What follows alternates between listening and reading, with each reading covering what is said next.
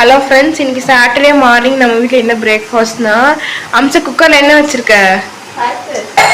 Induction ஸ்டவ்ல என்ன வேகுது? முட்டை குழம்பு செய்யறதுக்கு முட்டை வெந்துட்டு இருக்குது. இந்த பக்கம் இங்கே அரிசி ஊறிட்டு இருக்குது. அம்மா இது என்னம்மா முருங்கை மரத்தை உடச்சி வச்சுட்டு என்ன பண்ணிட்டு இருக்கீங்க? இல்லை ஒருத்தவங்க தெரிஞ்சவங்க அவங்க மரம் மலைக்கு நல்லா நிறைய வளர்ந்து வச்சுட்டு உடச்சிட்டு இவ்வளோ தந்துருக்காங்க.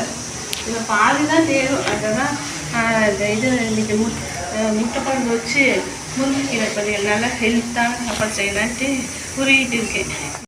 முருங்கைக்கீரை உருகிறது ரொம்ப ஒரு டெக்னிக் தான். இது நீங்கள் ரொம்ப கஷ்டப்பட வேண்டாம். இதை பாருங்கள், முருங்கைக்கீரை சாப்பிட்றத விட ஹெல்த்து எதுவுமே இல்லை. இந்த பாருங்கள், இப்படி வச்சு இப்படி உருவிட்டால் நல்லா இந்த கொழுந்தெல்லாம் அப்படியே உருவிங்க, இப்படி உருவிங்க. ஏன்னா சில பேர் இந்த முருங்கைக்கீரை செய்கிறதுக்கு சோம்பேறித்தனப்பட்டுக்கிட்டு செய்ய மாட்டாங்க. ஆனால் இது நல்ல ஹெல்த்து.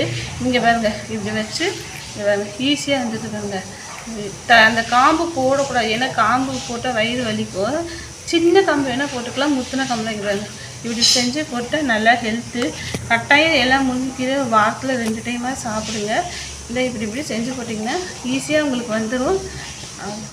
ஒரு கடாய் சட்டி எடுத்து வச்சுக்கலாம். அதில் இப்போ நல்லெண்ணெய் கொஞ்சம் ஊற்றிக்கலாம். நாங்கள் 3 பெரிய வெங்காயம் 4 நறுக்கியிருக்கோம். அடுத்து 2 தக்காளி 4 நறுக்கியிருக்கோம். 2 குட்டி பச்சை மிளகா, அப்புறம் கொஞ்சம் பாதாம், அப்புறம் நறுக்குன கொஞ்சம் தேங்காய் போட்டு வளர்க்கணும். பாருங்கள் ஃப்ரெண்ட்ஸ், இவ்வளோ கீரை வேஸ்ட்டு. இதெல்லாம் வெறும் பூச்சியும் கொசு கடிச்சு பூச்சி கடிச்சு கொசு முட்டை போட்டால் இருக்குது. இது எல்லாமே வேஸ்ட்டு. இதில் தேர்னது இந்த இவ்வளோ தான் தேர்ச்சு. அவ்வளோதான் ஃப்ரெண்ட்ஸ். நல்லா வதங்கிடுச்சு. இப்போ இதை நம்ம ஆஃப் பண்ணிடலாம். கொஞ்ச நேரம் ஆறட்டும். ஆறினதுக்கப்புறம் மிக்சிக்கு மாற்றிடலாம். இதெல்லாம் இப்போ முட்டை நல்லா வெந்துருச்சு. இப்போ இந்த தோலெல்லாம் எடுத்துடலாம். சுடுதண்ணி மாதிரி தண்ணி ஊற்றிடலாம், ஏன்னா அப்போ சூடாக இருக்கும் இது ரொம்ப. அடுத்து இங்கே இந்த டேப் தண்ணி கொஞ்சம் பிடிச்சிக்கணும், அப்போ தான் கொஞ்சம் எடுக்கிறதுக்கு ஈஸியாக இருக்கும். இது நல்லா ஆறிடுச்சு. இதை எடுத்து மிக்சிக்கு மாற்றி நல்லா அரைக்கணும். இப்போ இதை நல்லா ஃபைன் பேஸ்ட்டு நல்லா அரைச்சிக்கணும். ஓகேங்களா? கொஞ்சம் தண்ணி ஊற்றி இதை நல்லா கழுவிக்கலாம். இந்த தண்ணியை எடுத்து இந்த வதக்கின இதுலேயே போட்டு ஊற்றிக்கலாம். பேஸ்ட் நல்லா அரைச்சாச்சு. இப்போ அதே கடாய் சட்டியில் இப்போ நல்லெண்ணெய் கொஞ்சம் ஊற்றிக்கலாம். இப்போ நல்லெண்ணெய் ஊற்றினதுக்கப்புறம் இந்த கரம் மசாலா இதெல்லாம் இருக்குல்ல, இதை அப்படியே போட்டுக்கலாம். பேஸ்ட்டை அப்படியே ஃபஸ்ட்டு போட்டுக்கலாம்.